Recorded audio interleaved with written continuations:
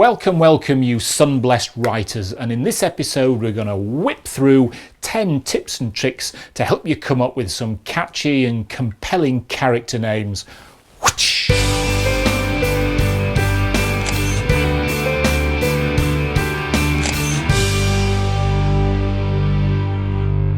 And thanks a lot to Go Away who suggested this topic as a video. If you want to see videos on any other topics, then by all means stick some suggestions in the comments section below. If you want more help and advice for creating characters, then please visit www.clickimagination.com or follow the link up here. Let's face it, whatever you are writing, you're going to be living with your character names for quite some time. Some seem to come along very easily and just appear out of thin air, and yet others seem to be incredibly challenging and offer a bit of a headache. Hopefully in this video we've got a few tips to stop you reaching for the paracetamol. Search for people of note. I usually use poets. Search for them in the country of which your character was born. Then what you can do is take the variations or the permutations of the different names and kind of splice first name and last name together. So take a first name from here, say, and add it to a last name over there.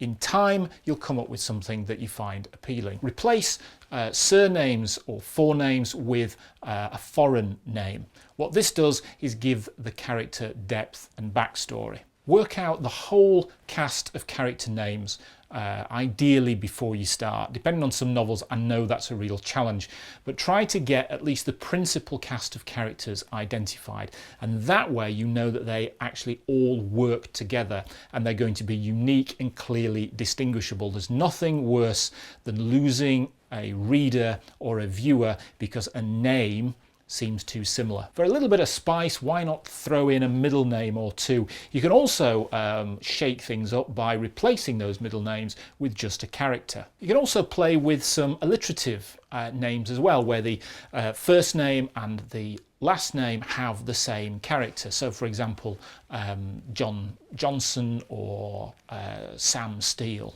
Explore hidden meanings behind the characters' names. So you can take something that actually has a relevance to the world of the story or the genre or the theme of the story. For example, if you look at The Matrix and Neo, Neo means new. It also is an anagram for one, and there's reference in the film to Neo being the one.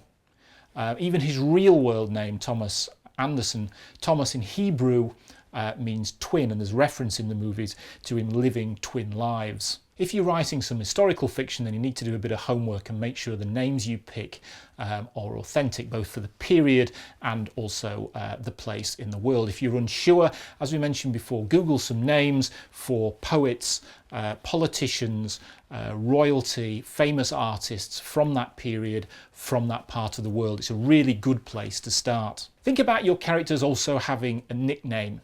It doesn't have to be a shortened version of their first name or their last name. It could be completely random and relevant to a point in time associated with their backstory.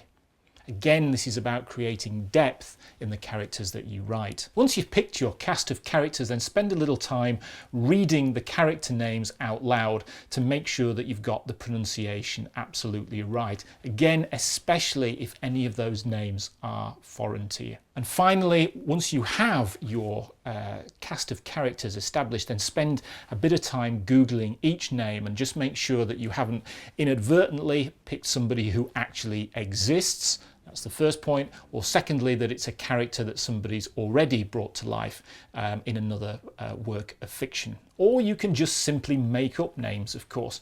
I've had a crack at some silly ones at the end of this video, so why not stick around and check those out. If you want to use them in any of your stories, feel absolutely free to do so. But be warned, they are silly. Okay, that's our top 10. Anything we've missed, please feel free to stick a suggestion in the comments section below. It's always lovely to hear from you. Thanks again for taking the time to like and subscribe. Everyone is hugely appreciated. In fact, for every time I get a subscriber, I get a lovely tickly sensation in my tummy.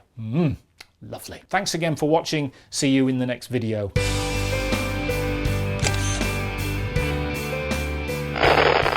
Flabbergast Pencil Dust, Gusset Roundbleeder, Lord Weebit Crabflap, Limbot Turk's Knee, Adelbert Drainslayer, Slimpenny Crackdew, Sir Rampant Lady Gas. Now that's my personal favourite. If I ever decide to go on the run and take up a pseudonym, I think I'm going to be Sir Rampant Lady Gas.